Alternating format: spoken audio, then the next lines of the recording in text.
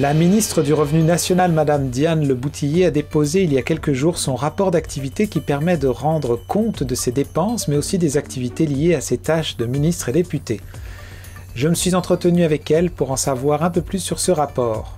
Bonjour Madame la ministre. Bonjour Marc. Alors, vous nous avez parlé en tout cas, qu'il y avait eu dernièrement, vous avez fait votre rapport général. Est-ce que c'est un rapport d'activité, rapport budgétaire? Est-ce que vous pourriez nous donner un peu plus de détails? Oui, c'est important que les gens sachent parce que imaginez-vous il y a des gens qui pensent que je suis toujours à Ottawa. Mais je dis aux gens, écoutez, moi, je suis revenue à la fin février dans le comté, puis j'ai passé l'hiver, le printemps et l'été à Gaspésie, puis je vais passer l'automne aussi. Donc, je vous Vous faites dirais vos que réunions de ministres, j'imagine, via les technologies?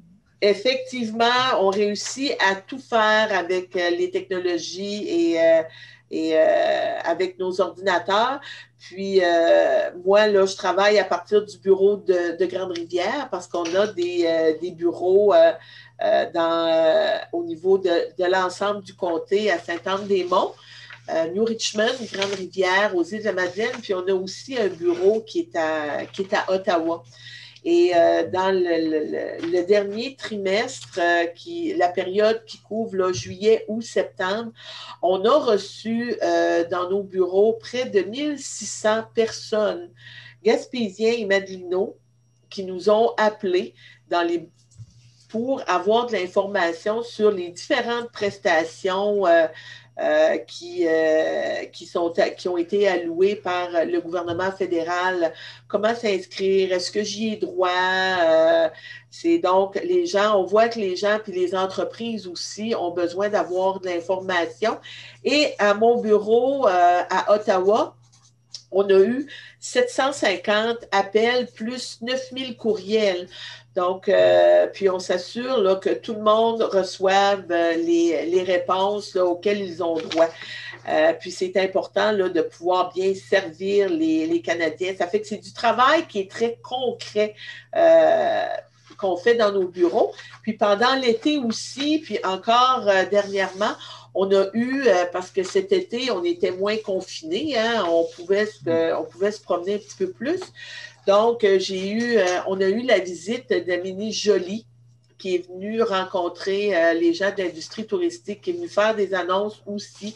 On a eu la ministre Bibeau, la ministre de l'Agriculture, qui, elle, est passée aux Îles-de-la-Madeleine, mais qui a aussi fait avec les moyens électroniques, on a pu rencontrer les gens du secteur agricole de l'UPA en Gaspésie et aux Îles-de-la-Madeleine. On a eu le ministre Rodriguez aussi, le lieutenant du Québec, qui a rencontré différents acteurs dans le milieu. Donc, on continue de faire des annonces de façon virtuelle.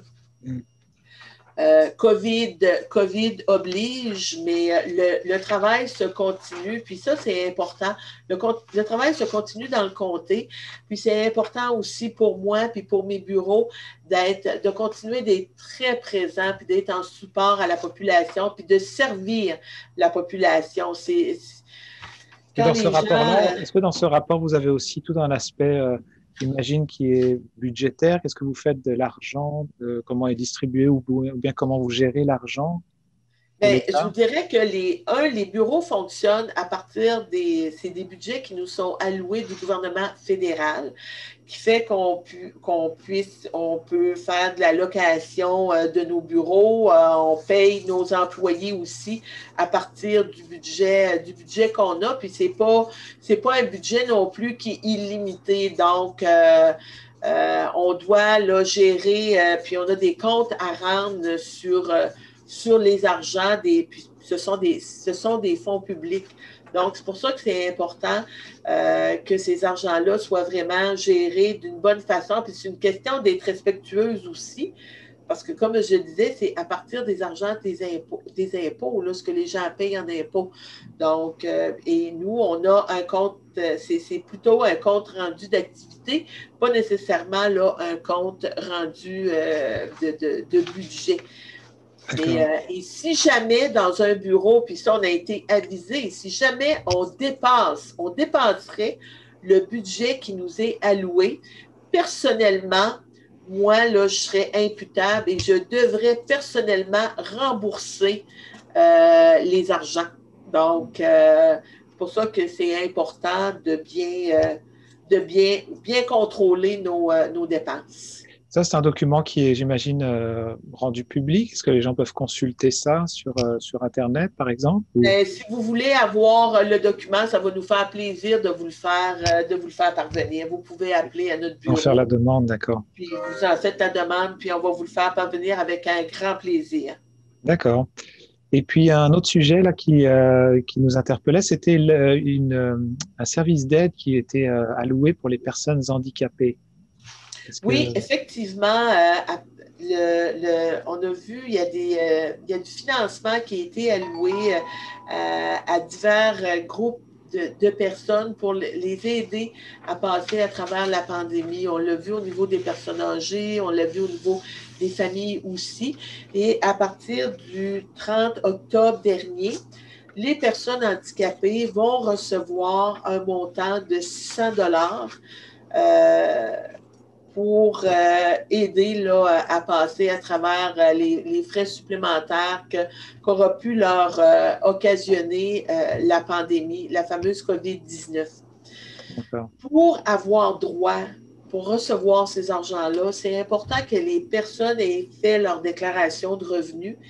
Puis dans la déclaration de revenus, il y a une partie qui concerne les personnes handicapées, donc il y a des critères aussi pour être reconnu comme personne handicapée auprès de l'Agence du revenu. Ça fait que les gens sont au courant, où on a besoin aussi de la signature de notre médecin ou d'une infirmière, ce qu'on appelle une super infirmière, là, si on a de la difficulté à avoir peut-être un rendez-vous avec le médecin. Et les organismes qui travaillent aussi, les préparateurs d'impôts ou les comptables sont au courant là, de ces informations-là. Fait que c'est un 600 dollars qui va être déposé là, directement dans le compte des personnes. Si elles ont, au niveau informatique, là, elles font affaire avec ce qu'on appelle mon dossier. Mais si on est une personne âgée qui est aussi reconnue comme personne handicapée, on a vu cet été, on a alloué pour les gens qui avaient la sécurité de la vieillesse, ils ont reçu 300 dollars. Et si on bonifiait, si on recevait le supplément du revenu garanti, un 200 dollars supplémentaire. Donc, si en plus on est reconnu comme étant une personne handicapée, on va aller combler le montant d'argent jusqu'à la somme de 600 dollars. Donc, ce qui veut dire que si j'ai reçu le 300 plus le 200, ça me donne 500, donc il me resterait un 100 dollars à recevoir. Donc, on va déposer un 100 dollars dans le compte de la personne. J'imagine que ça, c'est toujours pareil. Aller sur le site du gouvernement du Canada pour avoir accès à ces informations, mais aussi pour voir si on peut appliquer à cela. Oui, si on peut appliquer. Et au niveau des personnes handicapées, les gens là auront jusqu'au 31 décembre. Donc, ceux qui n'ont jamais été ou n'ont jamais pensé peut-être faire remplir le formulaire pour être reconnus comme étant une personne handicapée ont jusqu'à la fin du mois de décembre là, pour pouvoir faire remplir le fameux formulaire. D'accord. Merci beaucoup. J'avais quand même une question un peu pour conclure un peu sur ces sujets-là. Ça fait déjà plusieurs semaines qu'on se parle un peu de budget, tout ça. Votre opinion un peu en tant que ministre, je sais que vous traînez virtuellement dans les couloirs de l'Assemblée, même si c'est plus physiquement. Mais on voit qu'en Europe, on commence déjà à parler un peu de troisième vague, de Covid-21, d'un peu des crash économiques, tout ça. Il y a des gens il y a des révoltes qui naissent aussi un petit peu partout. Est-ce que c'est quelque chose qui va qui s'en vient aussi vers l'Ouest ou qui pourrait arriver? Comment vous voyez-vous en tant que ministre? Est-ce que vous entendez autour de vous? Quelle pourrait être la situation à venir? Écoutez, dans le travail qui se fait au niveau fédéral, c'est un travail de concertation aussi avec les provinces. On veut à tout prix, puis on l'a dit aux gens, là, c'est important justement là, de respecter toutes les mesures qui sont mises en place. Puis c'est pas seulement un travail qui appartient au gouvernement, on a tous une responsabilité de faire en sorte d'appliquer les mesures pour pouvoir faire en sorte de se sortir le plus rapidement possible de la période de COVID. Ce sur quoi on travaille beaucoup actuellement, c'est au niveau des tous les équipements, au niveau des vaccins. La ministre de la Santé fait un travail qui est incroyable. Puis, on est actuellement, on le voit, on est dans la deuxième vague.